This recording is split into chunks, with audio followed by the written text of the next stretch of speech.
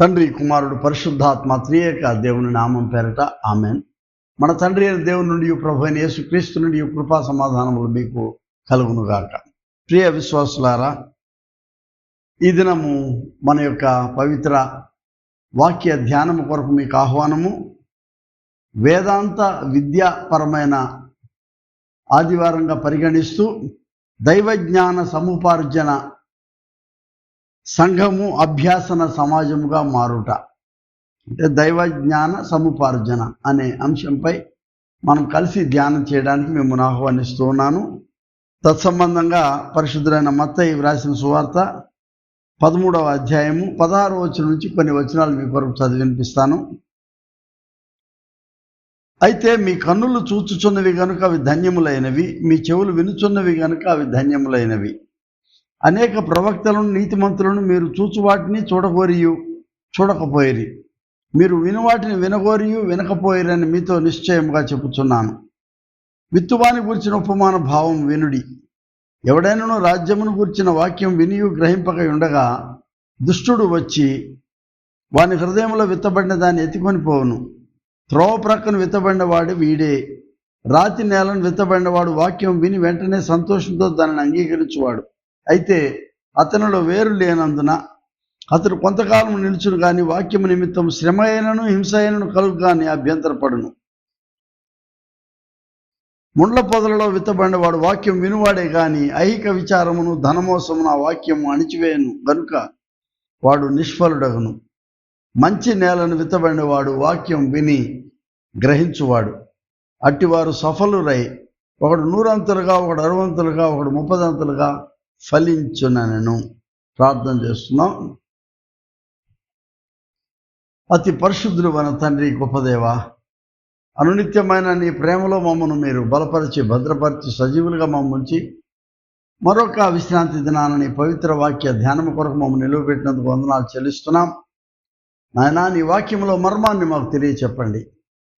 తెలిసిన ఈ యొక్క బోధన మా జీవితాలకు తండ్రి అది జీర్ణం కాగలుగునట్లుగాను, అనుభవనీయమైనటువంటి నీ వాక్యాన్ని మేము విని మా చుట్టూ ఉన్న వారికి మేము దానిని అందజేయగలిగేటువంటి నీ కృపా సాధనంగా మమ్ము మలుచుకోమని యేసునామం పేరట వేడుకొనుచున్నాము తండ్రి, ఆమెన్.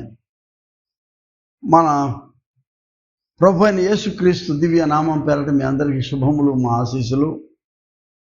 దైవ జ్ఞాన లేక వేదాంత విద్య ఆదివారంగా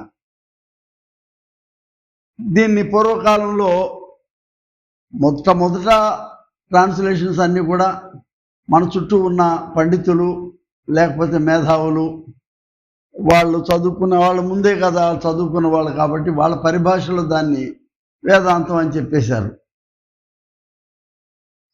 కొద్ది కాలం అయిన తర్వాత దాని గురించినటువంటి క్షుణ్ణమైన అభిప్రాయంతో చాలామంది బోధకులు, జ్ఞానులు, గురువులు కూర్చొని థియాలజీ అనేది వేదాంతము అయి ఉండొచ్చేమో కానీ దైవ జ్ఞానం ఇది, అంటే దేవుని నుంచి మనం పొందుకునేటటువంటి జ్ఞానము అనే ఆ నిర్వచనాన్ని చేయడం జరిగింది. దైవ జ్ఞానము, థియలాజికల్ ఎడ్యుకేషన్ కదా, దైవ జ్ఞాన విద్య సముపార్జన. ఇది కేవలము గురు తర్ఫీదు కొరకో లేకపోతే ఆలయాల్లో దేవుని సేవ చేసే వాళ్ళ కొరకని మాత్రమే అనుకోకూడదు. దైవజ్ఞాన సముపార్జన ఎవరైనా చేయొచ్చు వాక్య పఠన కొరకు. ఎజ్రా నెహెమ్యాలు ఏమీ ప్రీస్ట్స్ కాదు, వాళ్ళు లీడర్స్గా వచ్చినటువంటి వాళ్ళు. ఇక్కడికి బబులోను చెర నుంచి ఇజ్రాయెల్కి వచ్చిన వాళ్ళు శాస్త్రాన్ని చదువుతూ ఉన్నారు. వాళ్ళు నిజానికి నెహెమ్యా 8వ అధ్యాయము మొదటి కొన్ని వచనాలు చదివితే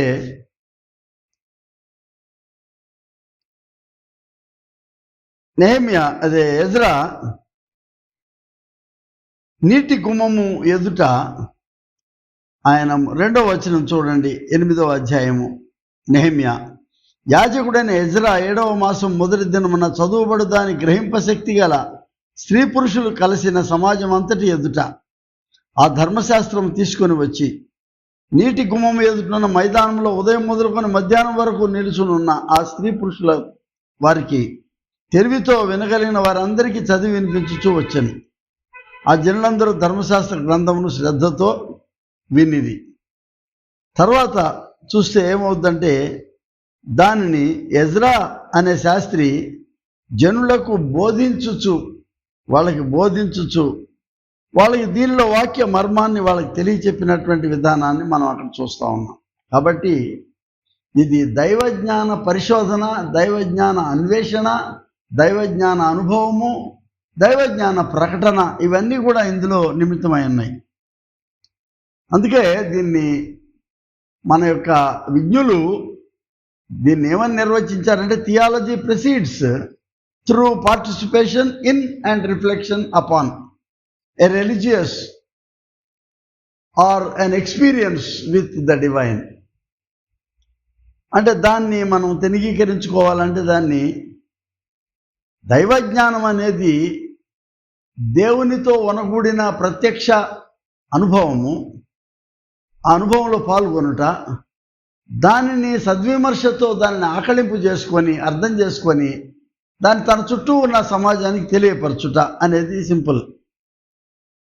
ఇందులో చాలా ఇమిడి ఉంటాయి. దైవజ్ఞానము మనం ఒక్క మాటలో చెప్పేది కాదు. అది ఈ దైవజ్ఞానం అనేది ప్రారంభంలో ఒక అనుభవం, అది ఒక నిర్దిష్టమైన అనుభవం, ఒక అనాది అనుభవం. ఈ అనుభవం ఎక్కడి నుంచి వచ్చిందంటే, సాక్షాత్తు దైవ ప్రత్యక్ష నుంచి వచ్చింది. దైవ ప్రత్యక్షత అంటే రెవల్యూషన్, ఎక్స్పీరియన్స్ అండ్ రెవల్యూషన్. తర్వాత దినాల్లో మనం ఏం చూస్తున్నామంటే, ఇవి లిఖించబడగా ఇవి ధర్మశాస్త్రం అయింది, అంటే స్క్రిప్చర్. కొన్నిసార్లు బహుశా ఈ లేఖనం రాకపూర్వం ఒక సాంప్రదాయం, అది దేవునితో వనగూడినటువంటి అనుభవాలు సాంప్రదాయంగా మారినాయి. ఆ నోట చెప్పగా విన్నవి. తర్వాత మన చుట్టూ ఉన్న సంస్కృతి కూడా మనకి చాలా అవసరం. ఎందుకంటే మన భాష, మనం ఒకరినొకరు అవగాహన చేసుకునే విధానము, అంటే కల్చర్, ట్రెడిషన్ అండ్ కల్చర్. దీనికి ఒక చిన్న తర్కం పెట్టుకున్నాం, ఇది నిజమా అనేది. నేను దేవుని స్వరం విన్నానా? నేను దేవుని సన్నిధిలో ఉన్నానా? దేవుడు నాతో మాట్లాడా? తర్కం అనేది ప్రశ్నించేటటువంటి ఒక విధానం. అందుకనే బిషప్ యాన్సెల్మ్ ప్రాచీన ఆది సంఘంలో ఆయన అన్నాడు, థియాలజీ ఈజ్ ఫిడెస్ క్వారెన్స్ అన్నాడు. అంటే అర్థం ఏంటంటే, ఫెయిత్ సీకింగ్ అండర్స్టాండింగ్, విశ్వాస అన్వేషణ అవగాహన. విశ్వాస అన్వేషణ అవగాహన. మనం ఇంకోటి కలుపుతున్నాం ఏంటంటే, అది ఈ విశ్వాస అన్వేషణలో అనుభవం వదిలిపెట్టకూడదు, దాని అవగాహన అనేది. మనం చాలా ఉదాహరణలు చూస్తాం బైబిల్లో. ఈ మోషే గారు కానీ, యాకోబు కానీ, సమూయేలు కానీ, మరి పౌలు గారు కానీ, వీళ్ళందరూ they have undergone this experience. ఈ అనుభవంలోకి వెళ్ళిన వాళ్ళే, ఈ అనుభవంలో ప్రవేశించిన వాళ్ళే. మోషే అని పేరు పిలవగానే అతను అక్కడ పోయి నుంచుంటే అక్కడ ఏం కనపడిందంటే, అక్కడ కాలుచున్న పొద అతని జీవితానికి ఒక నిర్దిష్టమైనటువంటి, ఒక నిర్మాణాత్మకమైనటువంటి ఒక అనాది అనుభవం అతనికి సంభవించింది. ఈ అనుభవం వేరే వాళ్ళకి రాలేదు. అంటే ఏంటి? దేవుడు ఆయన ప్రత్యేకంగా నిర్దేశించినటువంటి అనుభవంలా కనబడుతుంది మోషేకి మాత్రమే. దీనిలో ఉద్దేశం ఉన్నది. ఈ అనుభవం అతనికి ఇవ్వడం ద్వారా ఏంటి అనుభవం అంటే, బహుశా మోషేని ఫరో దగ్గరికి పంపేదానికి, ఈయన్ని వాడుకోవడానికి ఈ అనుభవం చాలా అవసరం, ఈ పునాది చాలా అవసరం ఆయనకి. కాబట్టి ఇది అనాది అనుభవం, a primordial experience which becomes an unshakable foundation for the understanding of God, for experiencing God. ఇది మనం సొంతంగా సాధించుకునేది కాదు, ఇది సొంతంగా దీని కొరకు ప్రయత్నం చేసి సంపాదించుకునేది కాదు. ఇది ఒకటి దేవుడు మనకు అనుగ్రహించేటటువంటి ఒక అనుభవం. దీనిలో మనకు ఆసక్తి. ఎడ్యుకేషన్ అనేది లాటిన్ పదం నుంచి, ఎడ్యుకేర్ అనే లాటిన్ పదం నుంచి వచ్చింది. అంటే తవ్వడం, లేకపోతే చేదతో లాగడం పైకి. డ్రాయింగ్, నువ్వు ఎంత లాగుతుంటే అంత అనుభవం వస్తుంది అనమాట. అంటే నువ్వు ఎంత కాన్సన్ట్రేట్ చేసి దేవునిపై ఆధారపడితే దేవుడు అంత అనుభవం నీకు ఇస్తాడు అనేటటువంటిది ఇక్కడ మనం కనబడుతుంది. భారతీయ అవగాహనలో ఈ జ్ఞానం అనేటటువంటిది ఇది ఉత్త జ్ఞానం కాదు, ఇది నాలెడ్జ్ ఆఫ్ గాడ్ అన్నది. అధతో బ్రహ్మ జిజ్ఞాస అంటే ఎక్కడి నుంచి నీ జ్ఞానం ప్రారంభమవుతుందంటే లెర్నింగ్ అబౌట్ గాడ్ నుంచి. మనకు కూడా బైబిల్లో ఏమనుంది, దేవుని యందు భయభక్తులు కలిగి ఉండుటే జ్ఞానమునకు మూలము అనే మాట ఉంది. అంటే నీ జ్ఞానానికి మూలం ఆరంభం ఎక్కడి నుంచి అంటే దేవుడి దగ్గర నుంచి, దేవుని అనుభవం ద్వారానే. ఈ సుప్రీం అనబడే సర్వాంతర్యామి యొక్క ఈ అనుభవాన్ని దాన్ని సంపాదించుకోవడానికి 4 స్థాయి ప్రయాణాన్ని భారత వేదాంతం సూచిస్తుంది. ఏంటంటే ఒకటి ప్రమాణాలు అంటే బేసిక్ సోర్సెస్. ఇవే ప్రమాణాలు ఉన్నాయి మనకు. తర్వాత అంటే లేఖనాలు వచ్చినాయి. శృతి స్మృతి అన్నారు.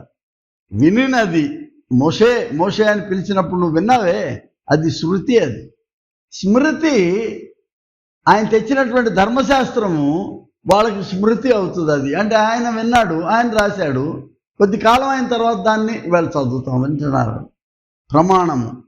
రెండవది పర్సెప్షన్ అంటే ప్రత్యక్ష అనుభవము. మూడవది అనుమాన ఇన్ఫరెన్స్ అన్నారు. దీన్ని నేను ప్రశ్నిస్తాను, దీన్ని అవునా ఇది నిజమా అనేటువంటిది.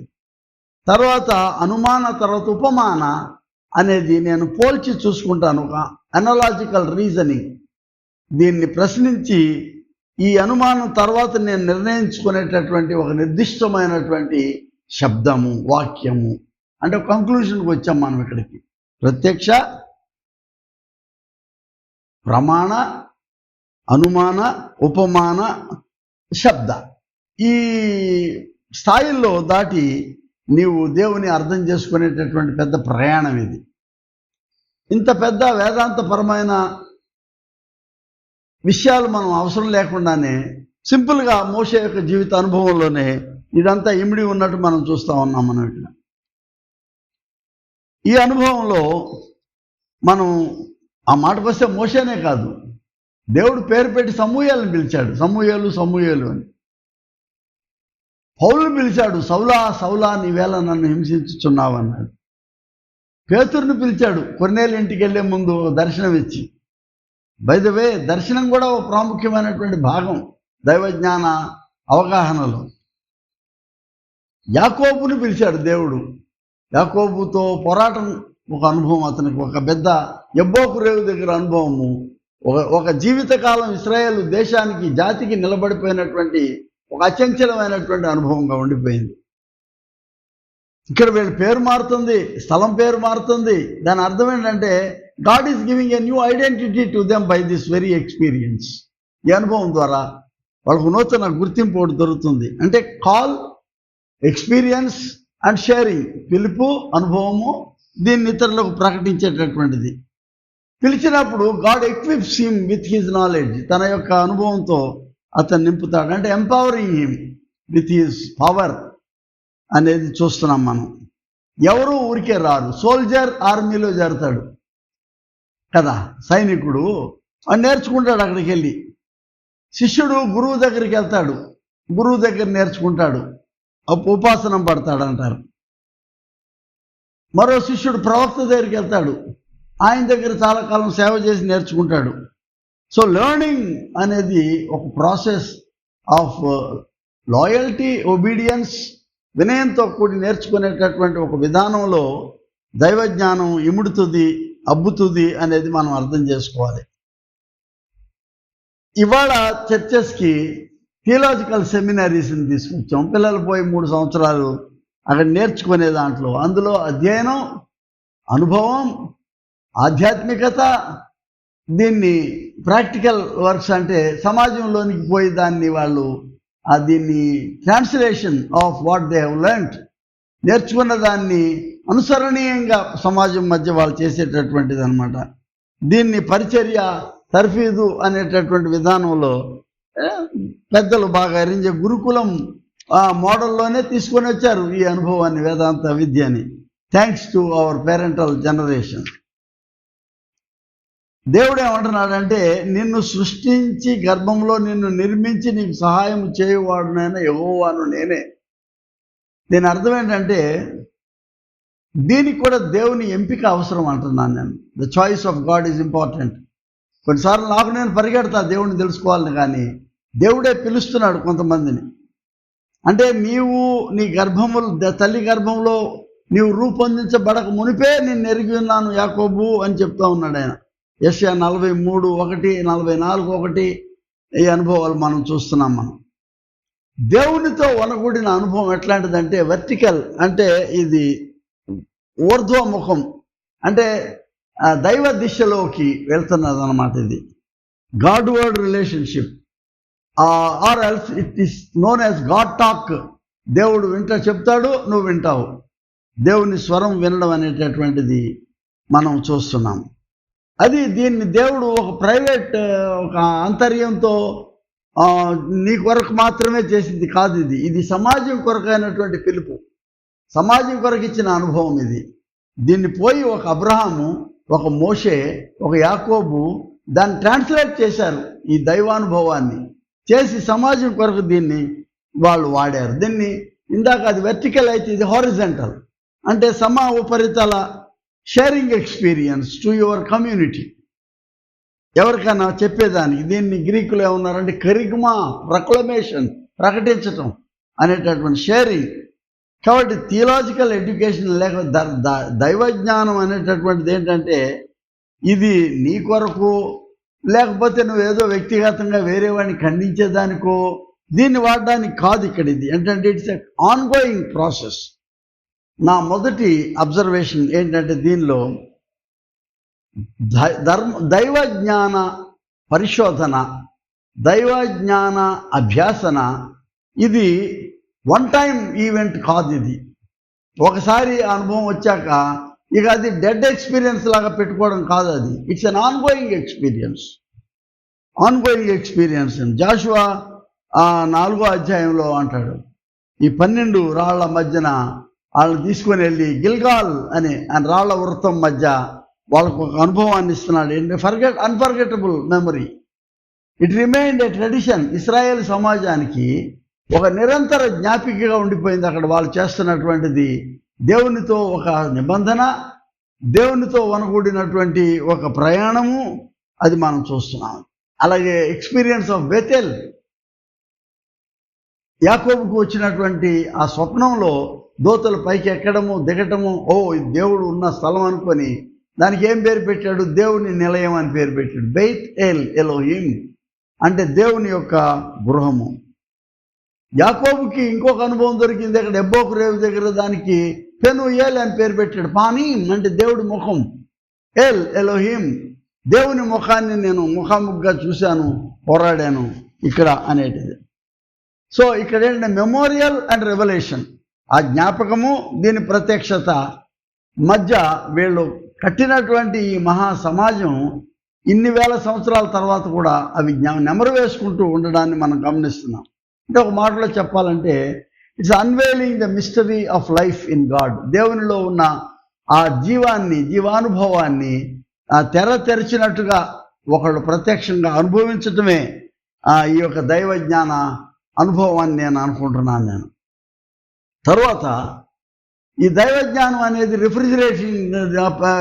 రిఫ్రిజిరేటర్లో గుప్తపరిచేది కాదు.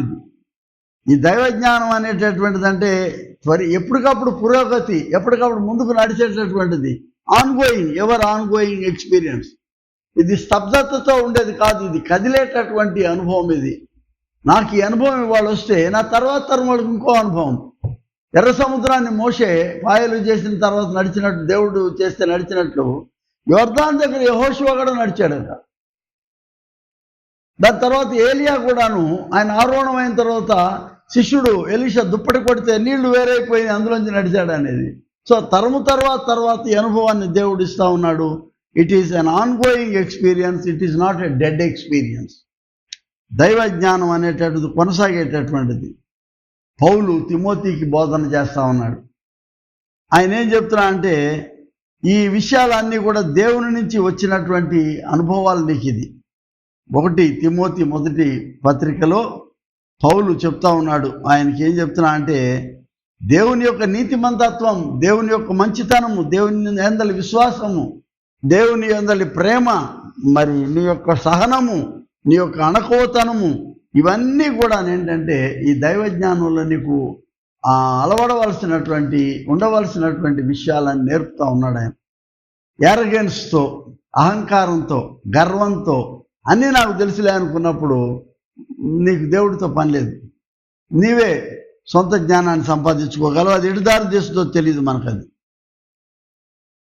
అందుకని ఈ జ్ఞానం ఒకటి నైతిక పరమైనది, రెండోది ఏంటంటే ఒక రకమైన నిబంధన పరమైనటువంటిది, మూడోది అనుభవనీయమైనటువంటిది.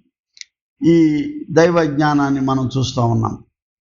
ప్రియ స్నేహితులారా, ఈ దైవ జ్ఞానము కొనసాగేటటువంటిది, ఎప్పటికీ కొనసాగేటటువంటి అనుభవం అయితే, నా మూడవ అబ్జర్వేషన్ ఏంటంటే దైవ జ్ఞానము సమాజానికి ఉపయోగపడాలి. సమాజ కళ్యాణం కొరకు, సమాజం యొక్క మేలు కొరకు, సమాజ సంక్షేమం కొరకు మనకి ఇప్పుడు కావాల్సింది ఏంటంటే to build peace in the community. సమాజంలో సమాధానాన్ని తీసుకొని వచ్చేదానికి. ఉదాహరణకి మనకు మత్తయి సువార్తలో, లూకా సువార్తలో ఉపమానాలు ఉంటాయి. మత్తయి 7:24 నుంచి బుద్ధి లేనివాడు ఇసుక మీద తన యొక్క గృహాన్ని కట్టాడు, బుద్ధి కలిగిన వాడు బండ మీద కట్టాడు ఆయన.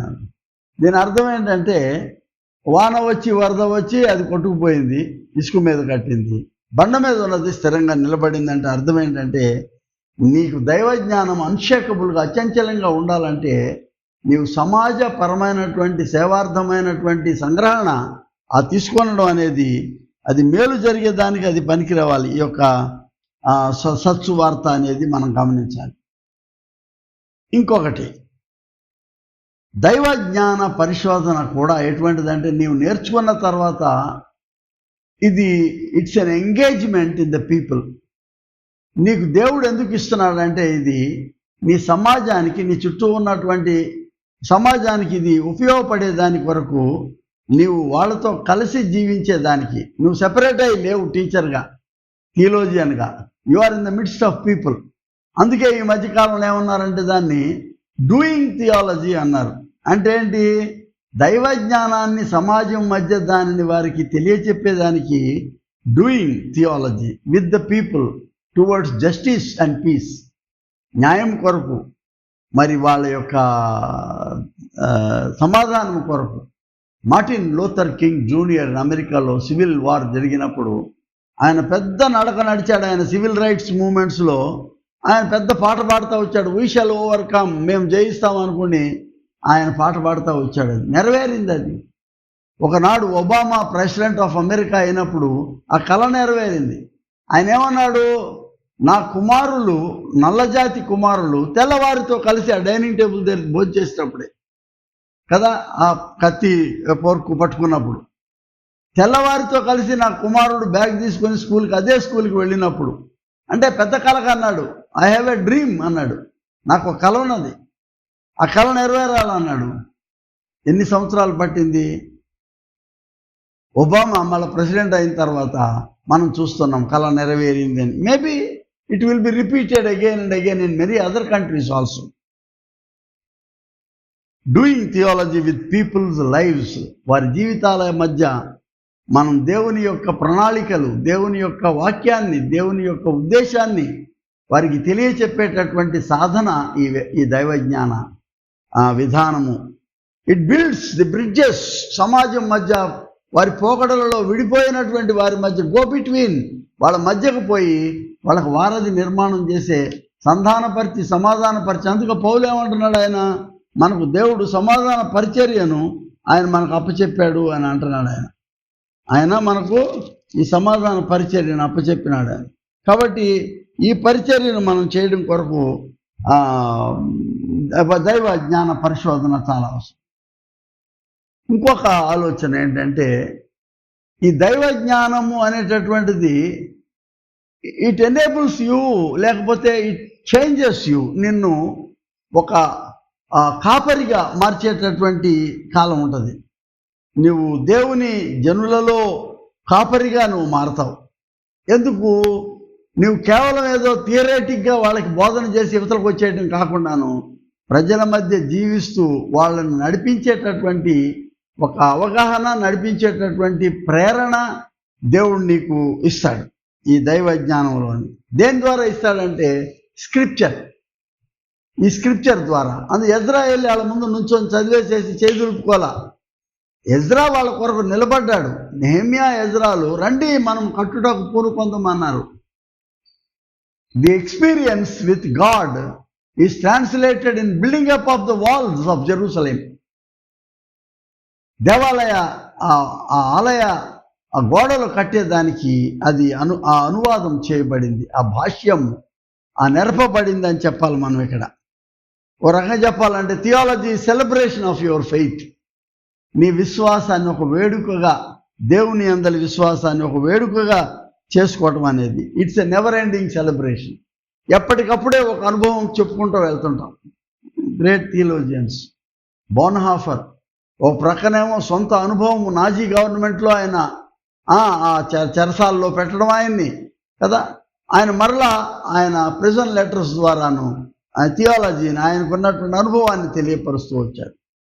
సాధు సుందర్ సింగ్, బ్రదర్ భక్త సింగ్, వీళ్ళందరూ ఏం చేశారంటే దేవునితో వనగూడిన అనుభవాన్ని ప్రజలకు తెలియపరిచేదానికి ఖాళీ నడకల్లో తిరిగారు. వీళ్ళు సమాజం మధ్యకి వెళ్ళారు. ఇక్కడ నెవర్ ఎండింగ్ దైవజ్ఞాన అన్వేషణ అనంతమైనది. దేవుడు ఒకసారి మాట్లాడి నిన్ను వదిలిపెట్టడు. ఒకసారి మాట్లాడిన దేవుడు నీతో కొనసాగి మాట్లాడతాడు. నీవు దేవునితో చిరకాల పరిచయంతో ఉండిపోతావు. నువ్వు అక్కడ ఆగిపోయేవాడు దేవుడిని అట్లా అని చెప్పి పలకరించి వచ్చేసేయడం కాదు. నీ దేవుడు నీతో ఉంటాడు. ఆయన ఏమంటున్నాడు? నేను మీతో నడుస్తున్నాను. ఆయన కదిలే దేవుడు, ఆయన మీతో ఉండే దేవుడు. ఆయన సీనాయి పర్వతం మీద ఉండిపోతారా మీరు? అప్పుడప్పుడు 2 సంవత్సరాలకు ఒకసారి కొండెక్కి నాకు అర్పణలు చేయమని అడగలేదు ఆయన. లేదు, సదా నేను మీతో ఉంటాను అన్నాడు. లో ఐఎమ్ ఆల్వేస్ విత్ యూ.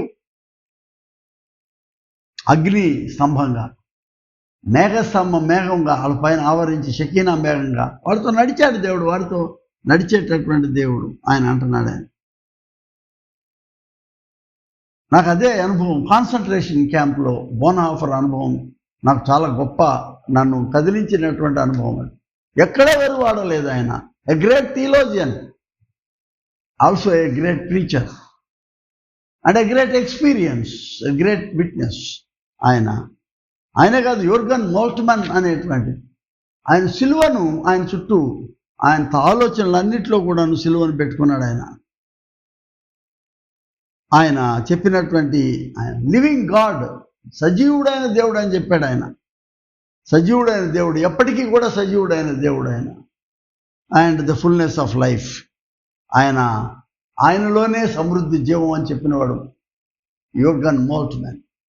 వాళ్ళ అనుభవాలు, వాళ్ళని ఊరికే థియోలోజియన్స్గా క్లాస్ రూమ్లో చదివేదానికి కాకుండా వాళ్ళ అనుభవాలు ఇతరులకు తెలియచెప్పారు. వాళ్ళు అదేమంటున్నారంటే తిరిగి తిరిగి పునర్పరిశీలన, పునర్పఠన, రీరీడింగ్ ఆఫ్ ది స్క్రిప్చర్స్, మరల చదవాలి, రీఇంటర్ప్రెట్, మరలా కొత్త తరానికి కొత్త కళ్ళతో ఈ లేఖనం చదివేటప్పుడు కొత్త భాష్యం, కొత్త అనువాదం, కొత్త అర్థం అనేది మనం చూస్తున్నాం వాటిలోని. ఎట్లా? ఉదాహరణ, వరల్డ్ వార్ ముందంతా థియాలజీ ఒక రకంగా ఉంటుంది. ప్రపంచ యుద్ధాలు అయిన తర్వాత భారత్ కానీ, లేకపోతే ఇప్పుడు నేను చెప్పిన పేర్లన్నీ కూడాను, వీళ్ళందరూ కూడాను, హుల్మెన్ అని, వీళ్ళందరూ ఎమిల్ బ్రూనర్ అని, వీళ్ళందరూ మనం ఇవాళ నేర్చుకునేటటువంటి వారిది పుస్తక పఠనం కాదు అది వాళ్ళు చెప్పినవి. వరల్డ్ వార్ తర్వాత జరిగినటువంటి ఆ యొక్క వినాశనము, మానవ పతనము, ఆ యొక్క హింస, వాటి నుంచి కొత్త దైవజ్ఞానంలోంచి కొత్త అనుభవాలు బయటకు వచ్చినాయి. అక్కడి నుంచి మనం ఉదాహరణ భారతదేశంలో, ప్రపంచం అంతా కూడా పాండమిక్ మహమ్మారి వచ్చినప్పుడు మనం విలవిల్లాడిపోయాం. పతనం పట్ట ప్రతి కుటుంబంలోనూ అక్కడ ఈ అనుభవాలు, భయంకరమైనటువంటి దుఃఖపూరితమైనటువంటి అనుభవాలు ఉన్నాయి. Theology changes, but God remains, God's experience remains. Recipients are changing. అంటే దేవుని అనుభవాలు పొందుకునే వాళ్ళు మారుతూ ఉండొచ్చు తరం తర్వాత. దేవుడు అక్కడే ఉన్నాడు. దేవుడితో నేను కొనగూడిన అనుభవం ఇది. కానీ ఒక్కొక్క కాంటెక్స్ట్ ఈజ్ ఇంపార్టెంట్. అందుకే కల్చర్ ఈజ్ ఇంపార్టెంట్ ఫర్ థియాలజైజింగ్. దైవజ్ఞానం అవగాహన కొరకు నీ చుట్టూ ఉన్న సమాజం నీకు అవసరం. ఆనాడు అబ్రహాముని దేవుడు పిలిచినప్పుడు సమాజం దేనికి పిలిచాడు దేవుడు? లేకపోతే యాకోబుని దేవుడు ఎందుకు ఏర్పాటు చేసుకున్నాడు? లేక సౌలుని దేవుడు పౌలుగా ఎందుకు ఏర్పాటు చేసుకున్నాడు? ఈ అనుభవాలన్నీ మనం చూస్తూ ఉంటే గ్రేట్ జర్నీ ఆఫ్ ఫెయిత్ చూస్తున్నాం మనం. దేవుని యొక్క అనుభవాలు, సజీవమైన అనుభవాలు తెలియజెప్పడానికి వాళ్ళని దేవుడు వాడుకున్నాడని చెప్పి ఏషియన్ థియోలోజియన్స్ ఉన్నారు. వాళ్ళు కజమోరే అనే ఆయన, తర్వాత కొసుకే కొయామా, వీళ్ళందరూ ఏం చెప్తున్నారంటే దేవుడు తిన్ననైనటువంటి మార్గాన్ని చూపించేవాడే కాదండి ఆయన. బైబిల్లో ఉంటుంది ఇరుకు మార్గం అంటారు. కొయామా ఏమంటాడు, వంకర మార్గాలు కూడా ఉంటాయి మనకి, సాఫీగా ఏమి ఉండదు మన ప్రయాణం అంటాడు. సాఫీగా ఏమి ఉండదని చెప్తున్నాడు. తర్వాత క్రాస్ హ్యాజ్ నో హ్యాండిల్ అంటాడు ఆయన. అంటే సిలువ అనేది ఏదో సూట్ కేసు చక్కగా ఇందులో పెట్టుకొని ఒక కర్చీఫ్, లేకపోతే ఒక చిన్న 2 బ్రెడ్ ముక్కలు, సెల్ ఫోను, అది కాదండి. క్రాస్ అనేది మోయాల్సింది, నీ వీపు మీద మోయాల్సింది అంటున్నాడు ఆయన. సో థియాలజీ, దేవుని యొక్క అనుభవము, ఇదంతా కూడా మనం గమనిస్తే ఏంటంటే దేవుని అనుభవం కొంచెం చేదుగా అనిపించిన అందులో ఒక నిరంతరమైనటువంటి ఒక శాశ్వత కాలపు అనుభవంగా కనబడుతుంది. దీన్ని నేను క్లుప్తంగా చెప్పాలంటే మొదటిది దైవ అనుభవం. ఇది ఒక ఘటన,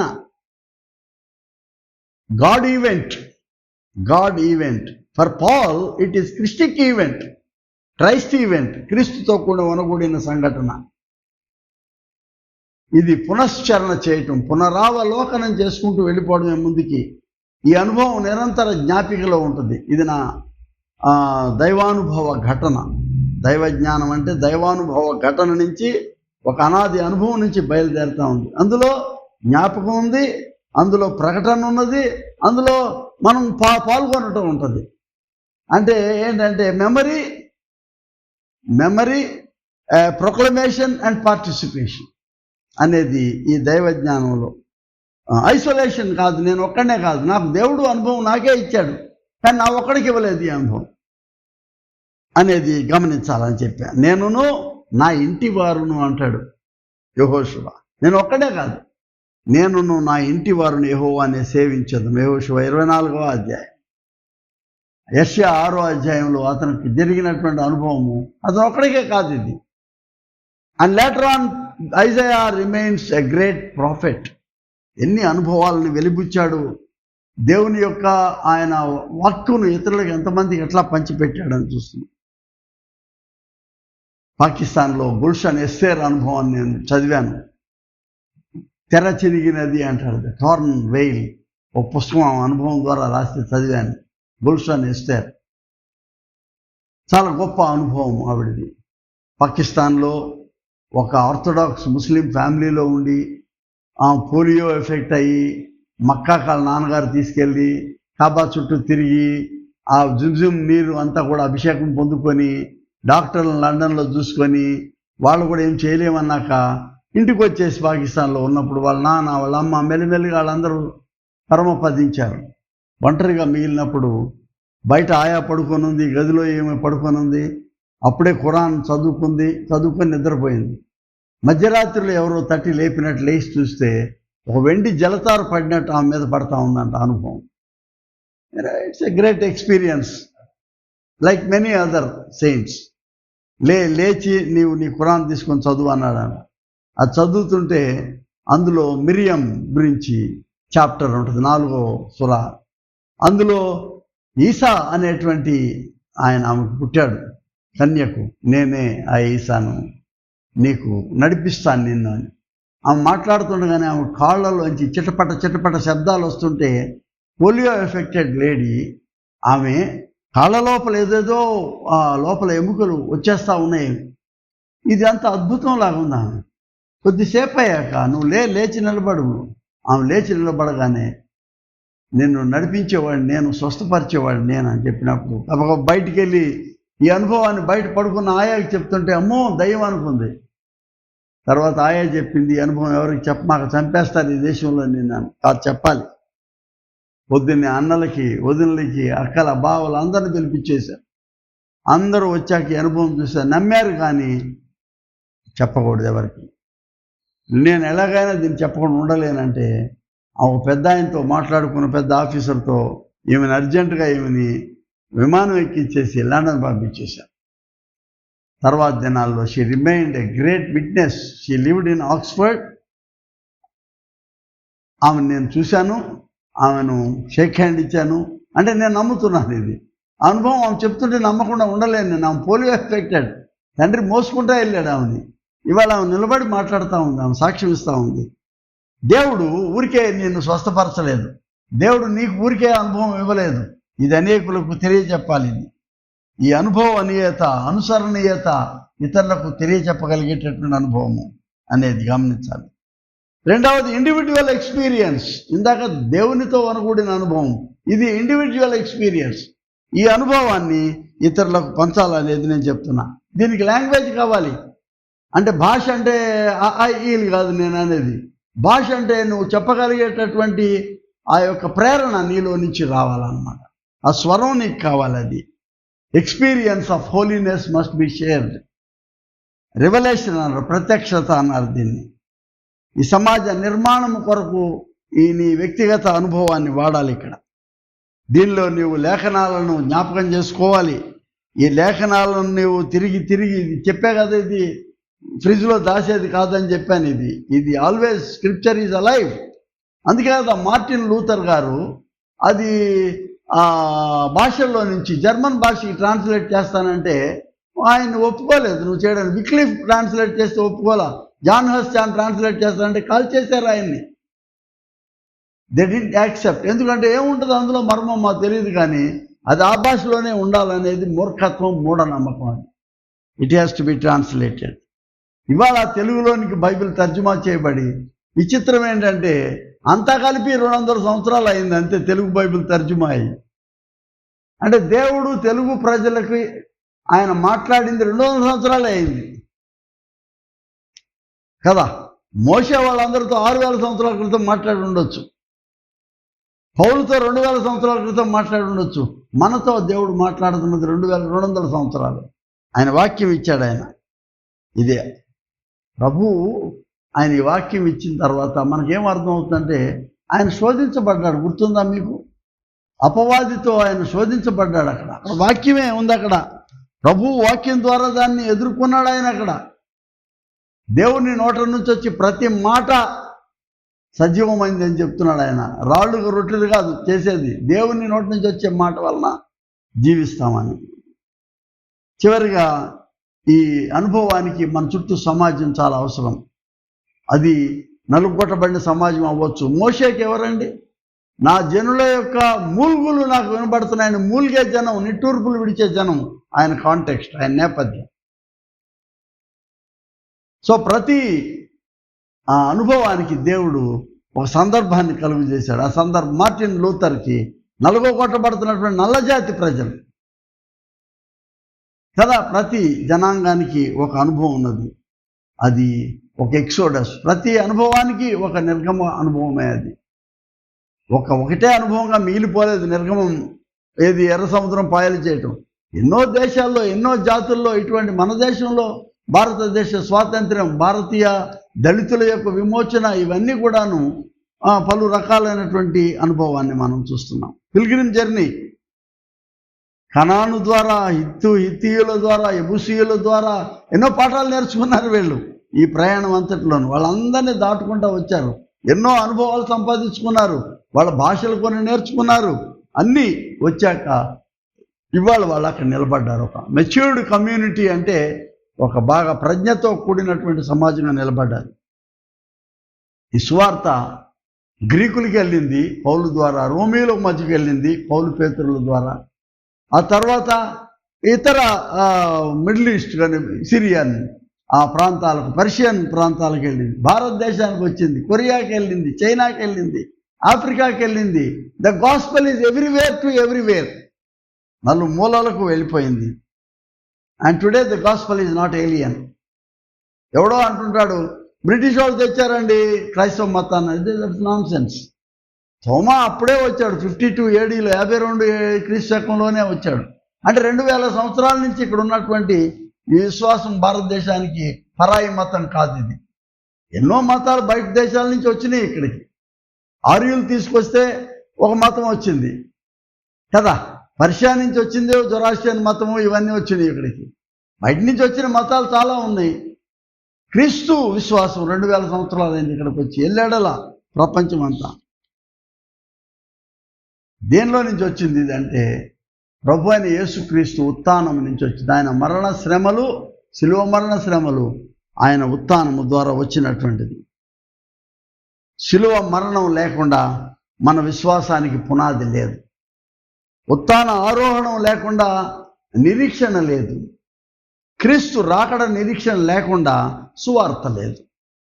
therefore the gospel is a new hope in the coming of the kingdom. రానయ్యున్న దేవుని రాజ్యం కొరకని ఎదురుచూపు అది. కాబట్టి దైవజ్ఞానం అనేది one day experience, one time experience, past experience కాదు.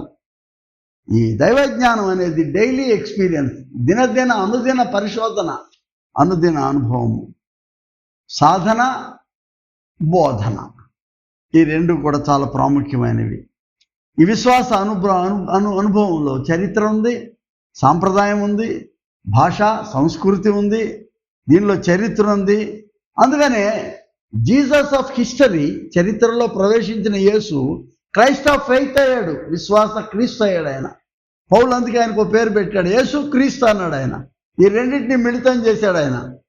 ఈ రెండు చరిత్రల్ని కలిపాడు, మానవ చరిత్ర దైవ చరిత్రను కలిపి క్రీస్తు కేంద్రితమైన దైవ జ్ఞానాన్ని ఆయన తెలియచెప్పాడు. ఆయన great personalities, William Carey, Billy Graham garu, వీళ్ళందరూ కూడా ఏంటంటే ప్రపంచం అంతటికీ తెలిసినటువంటి వాళ్ళ యొక్క అనుభవాలను వాళ్ళు తెలియజెప్తూ అనేకులను వాళ్ళు కదిపినటువంటి అనుభవాలని. A memory of Christ comes alive. క్రీస్తు యొక్క అనాది అనుభవాలు నిరంతరము సజీవంగా మన మధ్య ఉన్నాయి అనేది మనకు అర్థమవుతుంది. దేర్ఫోర్ దైవ జ్ఞాన పరిశోధన అనగానే థియలాజికల్ కాలేజీల్లోనండి వాళ్ళు ఏదో పాస్టర్లు అవుతారంట అనేది కాదు. అది దట్స్ రాంగ్ అండర్స్టాండింగ్. నీ గ్రామంలో, నీ ఇంట్లో, నీ దైవ గ్రంథంలో continuous reading of the scripture, నిరంతర పరిశోధన, లేఖనాలు చదువుకో. వాడు అపోస్తుల కార్యం చూస్తే ఆ పేరేంటి,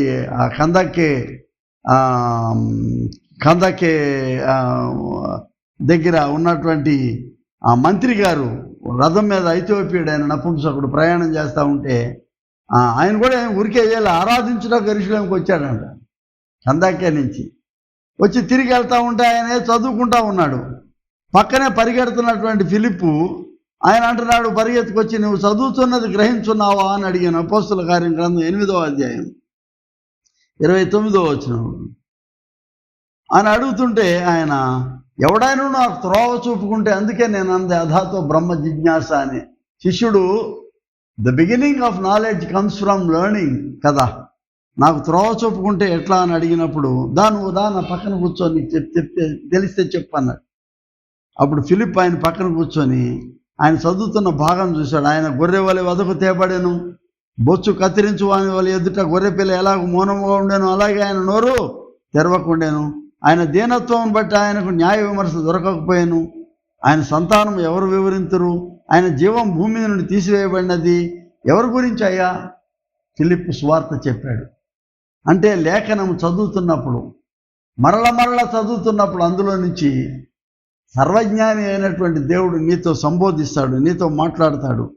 వాడు వెంటనే నేను అడిగితే, ఇక్కడ నీళ్లు ఉన్నాయి, నాకు బాప్తిసం ఇస్తాను, నీకేంటి ఆటంకం అన్నాడు. A conversion experience out of reading of the scripture. పునఃపరిశీలన. పదే నీ వాక్యాన్ని చదువుకో, దేవుని వాక్యాన్ని. ఇవాళ 200 సంవత్సరాల క్రితం తెలుగులో కూడా నీ వాక్యం వచ్చిందంటే నువ్వు ధన్యుడవు, గొప్ప భాగ్యం నీకు. ఇంకా ఆ వాక్యం తెలియనటువంటి జనాంగం ఎక్కడెక్కడో ఉండుంటారు. మనకు గొప్ప విషయం ఏంటంటే మన దేశానికి వచ్చి మన భాషను అధ్యయనం చేసుకొని వేరే వేరే దేశాల వాళ్ళు మన భాషలోకి వాటిని తర్జుమా చేయడం అనేది దైవక్రియ. మనం ధన్యులు. నిజంగా దైవజ్ఞాన పరిశోధనలో, దైవజ్ఞాన అనుభవంలో ఈ వాక్య పఠన అనేది, లేఖనాలు మన మనస్సుల్లో లేఖనాలు వాటిని పునశ్చరణ చేయటం అనేది దైవజ్ఞానం కొనసాగేటటువంటి ఈ అనుభవం. దీన్ని ఇతరులకు పంచి ఇచ్చేటటువంటి ఈ అనుభవము, ఇది ధన్యకరమైనటువంటి అనుభవం. ఇది ప్రియ స్నేహితులారా, నా థీసిస్ ఏంటంటే, మనకీయబడినటువంటి లేఖనాలను ఎక్కడో బీరువాల్లో పెట్టుకోవడం కాదని, దులుపుకొని అనుదినము ఈ వాక్యాన్ని చదువుకుంటూ వెళ్ళాలంటున్నాడు. అనుదినము చదవాలంటాడు. నాకు చాలా అందరికీ కంఠోపాక్యమైనటువంటి ఈ వాక్యాన్ని మనం నెమరు వేస్తూ చెప్తున్నామని. ఏంటంటే, అది యెహోవా ధర్మశాస్త్రం నందు ఆనందించుతూ దాని దివారాత్రము దాన్ని ధ్యానించువాడు ధన్యుడు. అనుదినము అతడు నీటి కాలువలో ఎవరు నాటబడినదే ఆకు వాడక తన కాలమందు ఫలమిచ్చు చెట్టు. You are always a resourceful person if the word of God is with you. నీతో దేవుని వాక్యం ఉన్నప్పుడు అందరూ నేర్చుకుంటారు నీ దగ్గరికి వచ్చి. అందరికీ నీవు ఉద్బోధ చేయడమే కాకుండా హితమైనటువంటి వాక్యం ద్వారా వాళ్ళకు ఒక స్వస్థత, వాళ్ళకు సమాధానము, వారికి సంపూర్ణత అనుగ్రహించేటటువంటి దేవుని వాక్యం. అది దాని పఠనం అనేది చాలా ప్రాముఖ్యమైనటువంటి అభ్యాసం, సాధన. ప్రార్థన చేస్తాం. అతి పరిశుద్ధుడైన తండ్రి, ఈ దైవ జ్ఞానం అనేది ఏదో థియలాజికల్ కాలేజీలోనే జరుగుతుంది అనుకుంటాం మేము. ఎస్, అక్కడ జరుగుతున్నది గురు తర్బీదుకు, అది అవసరం అక్కడ. కానీ దైవ జ్ఞానం అనేది సాధారణమైన మాకు కూడా మా గృహాలలో నీ గ్రంథ పఠనము ద్వారా, నీ లేఖన పఠనము ద్వారా, ఈ నిత్యమైనటువంటి నీ వాక్య పారాయణము ద్వారా మరల దీనిని మేము చదవడం ద్వారా నీవు మాతో మాట్లాడుతావని మేము ఎదురు చూస్తున్నాం తండ్రి. దేవా, మాతో మాట్లాడండి. చరిత్రలో ఎందరితోనో మాట్లాడారు. అబ్రహాంతో మాట్లాడారు, మోషేతో మాట్లాడారు, దావీదుతో మాట్లాడారు, యాకోబు, వీళ్ళందరితో మాట్లాడారు. నూతన నిబంధనలో నేను సౌలుతో పౌలుగా మార్చి మాట్లాడారు, పేతురుతో మాట్లాడారు. మాతో మాట్లాడండి తండ్రి. మహాభక్తులతో మాట్లాడారు. సాధు సుందర్ సింగ్, మొహమ్మూరి దేవదాస్, బ్రదర్ భక్త సింగ్, వీళ్ళందరూ మాట్లాడి నీ స్వరం విన్నారు. వాళ్ళు ఒక ఉద్యమంలాగా నీ యొక్క సేవ జరుగుతూ ఉంది తండ్రి. మాతో కూడా మాట్లాడండి ప్రభువా. Speak to us and inspire us with your word. నీ వాక్యముతో తండ్రి మమ్మను మీరు ధన్యము చేయమని, మహిమ ఘనత కీర్తి మీరు పొందమని యేసునామం పేరట వేడుకొనుచున్నాము తండ్రి. ఆమెన్. మన ప్రభు యేసుక్రీస్తు కృప, తండ్రి అయిన దేవుని ప్రేమ, పరిశుద్ధాత్మ యొక్క నిత్య సహవాసం మీకు సదా తోడయుండును గాక. ఆమెన్.